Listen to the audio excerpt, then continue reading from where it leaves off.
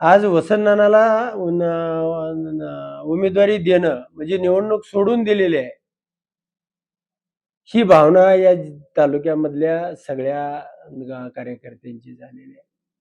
आणि म्हणून मोहिते पाटीलांनी जी भूमिका या निवडणुकीमध्ये जी घेतलेली आहे ती अत्यंत चुकीची आहे.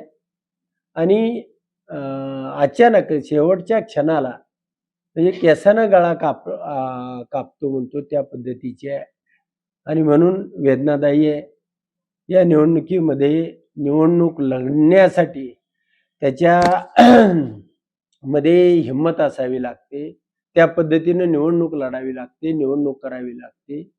आणि हे सगळं सोडून एक अशा पद्धतीनं उमेदवारी देणं आणि आपल्या तालुक्यातल्या माणसाला बाजूला करणं हे अतिशय चुकीचं आहे.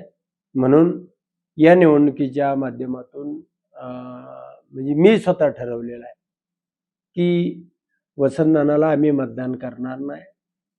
आणि या निवडणुकीमध्ये ज्याही पद्धतीनं वसंतनानांनी भारतीय जनता पार्टीच्या सभापती करण्यासाठी एक सदस्य पुरवला, असा माणूस हा पार्टीचा जिल्हाध्यक्ष.